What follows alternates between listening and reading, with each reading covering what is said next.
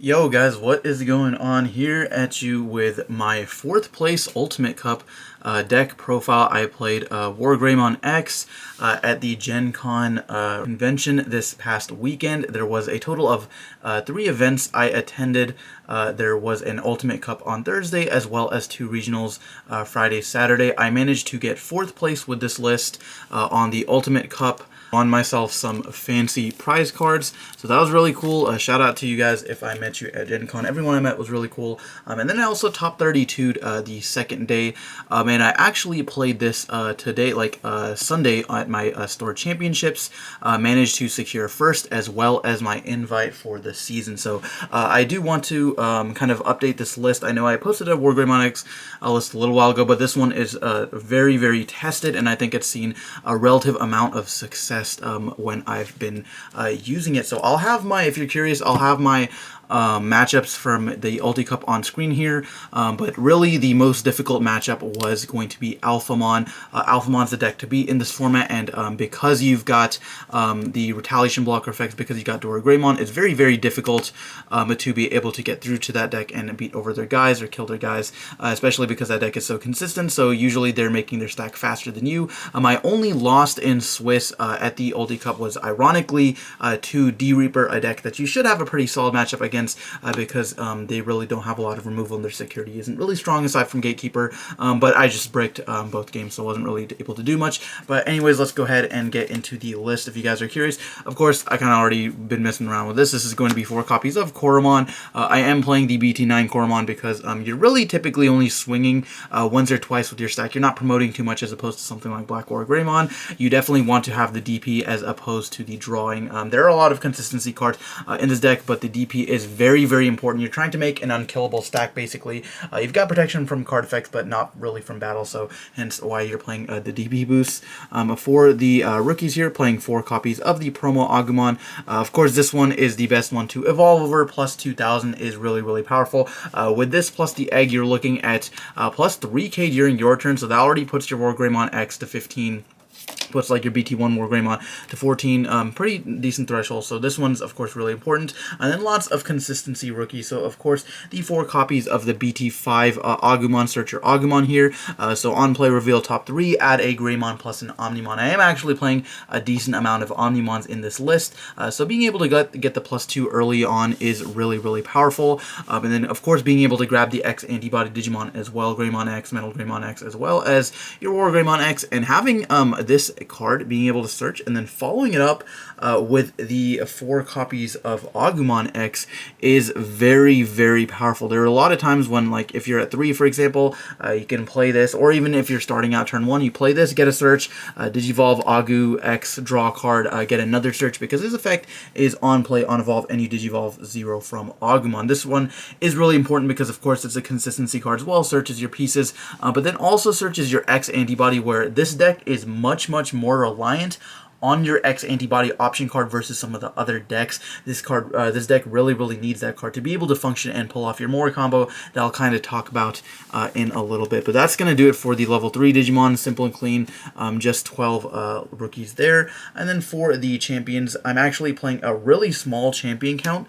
So I'm just playing, of course, these 4 copies of started at Greymon. This is your definitely the best one, the one you want to see the most often, the one you want to evolve onto your rookie, and then you're going to, of course, evolve on top of that with your 4 copies of Greymon X. He Digivolve from 0 from Greymon, and his effect is very, very powerful in this meta. He's got the alternates inherited when this Digimon with Greymon or Omnimon would be deleted by a card effect or returned to your hand or deck. You can trash 2 cards to then not negate the attack, but basically prevent it from leading play.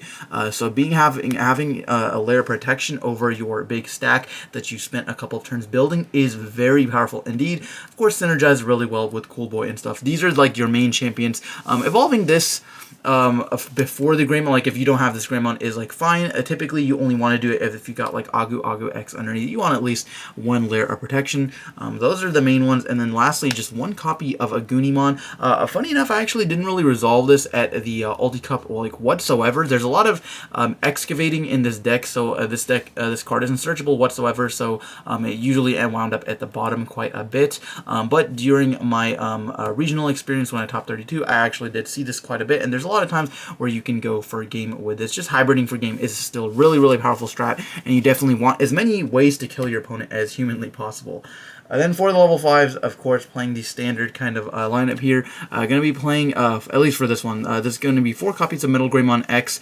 This guy is just an absolute beast. Probably one of the best monsters in the entire deck. WarGreymon, of course, is really powerful, but there were a lot of times where if I didn't have a WarGreymon X, or like if I was at 0 memory and like didn't have the X antibody option to be able to go into him without passing turn, there were a lot of turns where I just like evolved this and then gained 3,000, and then like I said with the egg as well, plus 1,000 from this, maybe plus 2k from your Agumon. He's sitting at like plus 6,000 already, so 14k for a level for an ultimate.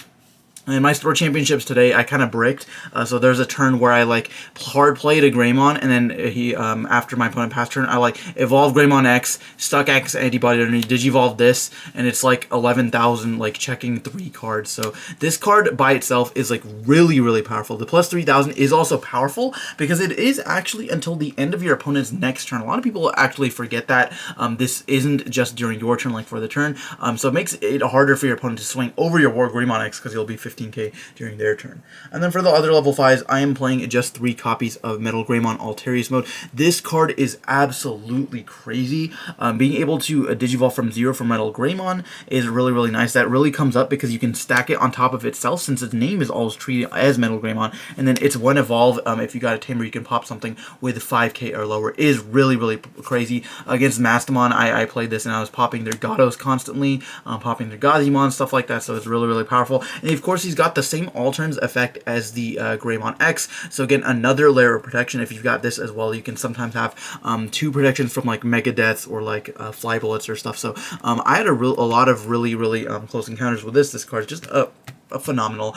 The only reason I wasn't playing 4, ironically, is because when I built this for the tournament, I actually didn't have a 4th copy, so I just ran the 7. But this actually ended up fine. There's a couple flex spots in this deck, I would say. So if you want, you can run the standard 8 lineup. But I thought 7 worked out okay just because of all the searching you're doing.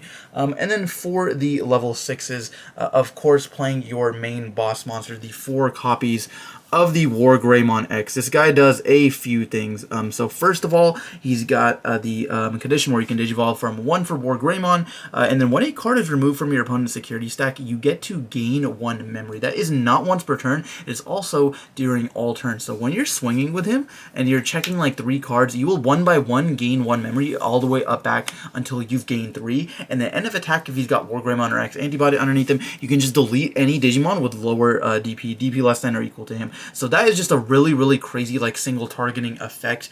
This guy is just able to clear boards. Being able to effectively blitz into him with the X antibody is really powerful. And yeah, you're paying 4 for him, but most of the time you're making up that memory once again by his all turns effect. And there is a couple things I do want to mention about this ruling wise. So for example, like let's say if you don't have protection under him and you swing and you hit like a Fly Bullet for example, and deletes it, the security effect of Fly Bullet will trigger first, and you will not get the gain from his effect. However, if you battle a Digimon, like let's say you hit let's say he's just 12,000, you hit like an Alphamon or Yukin or something, you will actually gain the memory off of that, because battling a Digimon is the last action to have in kind of that whole cycle there. So just keep that in mind if you are playing this deck. There is a specific order to when battles and like security effects and stuff like that resolve, so that you can properly gain the memory or not gain the memory accordingly. And then lastly, for the other level 6 is just playing 2 copies of BT1 WarGreymon. This is crazy against all the control decks, Sekon, Bellstar, Mastamon, and then just being able to digivolve this and just gaining another Sek Attack. There's a lot of times where like if you didn't have the tie out or like the Sek Attack Greymon, you can like evolve this for 3, gain Sek Attack, evolve this for 1, and then you're checking an extra card still with this. So this card is just really, really crazy. Definitely got to play a couple copies of that. And then for your game finishers, playing the 2 copies of the Blitz Omnimon. Yes, 2. I actually wasn't seeing this enough through testing, so I definitely wanted to have this for the event. Being able to just go for a game is really, really crazy. And then, of course, he's also got a protection effect, so adding this on top of the Alterius mode and Greymon X Inherited is just like, it makes it very, very difficult for any deck that is not Mastamon to out your stack. Basically, the only thing you can do against this is like Chaos Degradation and like Wyvern's Breath, stuff like that. Of course, Wyvern's Breath won't even hit it if you got the gain from the Metal Greymon Inherited. And then lastly, just one copy of Omnimon X. This won me a lot of games. Being able to evolve this, having a ton of materials, being able to effectively stop attacks, stalled me out against a couple of Reaper players. Being able to just prevent lethal is really good. And then, of course, when swinging, you get to just delete Digimon. So it's really, really powerful stuff. And then for the Tamers and option cards, playing the 3 copies of Tai Kamiya. I was originally playing 2, but I found myself wanting the security checks more. Of course, your goal is basically just to like OTK your opponent whenever you're promoting. So I think multiples of this is like fine. If you've got 2 in play, that's totally okay with you because it affects stacks. So you can actually get to 4 or 5 checks pretty easily. And then, of course, being at 3 is really, really important in a format where you need to do a lot of actions in a single turn. For the other Tamers, playing 4 copies of Cool Boy. This guy is just one of the most broken Tamers Bandai's ever printed. Being able to reveal some cards, it's a consistency card, being able to search Agu X, Greymon, basically any card in your line, and then being able to Digivolve and then suspend this to gain a memory and draw an extra card. One of your most powerful plays is like promoting an Agumon and then like evolving it with Cool Boy, so you can like draw off this, reveal 3, and then add another potential card off that. So you're cycling quite a bit of cards with that, and then of course you're gaining memory as well, helping you set up for your big combos. So that's it for the Tamers. I thought this lineup was fine, definitely enjoyed that throughout the event. And then for the option cards, to go along with the Cool Boys, playing just 2 copies of X Antibody. Now I will say that the Ultimate Cup was built for Mulligan, but even after testing this without Mulligan, I thought that 2 copies of this was fine. You definitely do miss it out sometimes. There are definitely some games I've lost where like you just didn't draw X Antibody, but you really cannot afford to play 3. I don't think you're playing 4 Cool Boy and 4 copies of Agumon X as well. You definitely have ways to search it, but you don't want to see multiples of this in your hand. You don't want to see it early game. So I think just to minimize breaking 2 is definitely fine. You can also see in security, and it's good there as well. So that's it for the X Antibody. And lastly, 3 copies of Red Memory Boost for consistency. This was really great. And then lastly, just one tech copy of Gaia Force Zero. This card won me a lot of games. In security, it's just a Gaia Force, so this is able to stop like a Grandis or a Alphamon or Ryukin or something. So in security is really good. And then its main effect is you can delete something with 13,000 or lower, and then one of your Greymon Digimon may attack a Digimon. And then of course you can reduce its cost by 2 if you got something with X Antibody. So there was one game like this is really, really good against Metalgar and Alphamon, as well as the armor matchup. So being able to out things with the blocker or things that have like certain effects that you need to get rid of and still putting on aggression is really good. Against Metalgar, I was able to like do this, kills blocker, swing for a couple checks. Against Alphamon, it gets around the retaliation blocker. Of course, if they didn't have the WarGreymon or something. There was one game against Magnemon when I was playing where like my stack was like, it was like X Antibody, and then I have of course like the WarGreymon and stuff, and then like I played this, put my opponent to like 4, and then allowed this to swing. It like checked 4, I went back to 0, and then like Omnimon in free game or something. It was a really crazy interaction. So I think this card is like really, really good. I might play 2.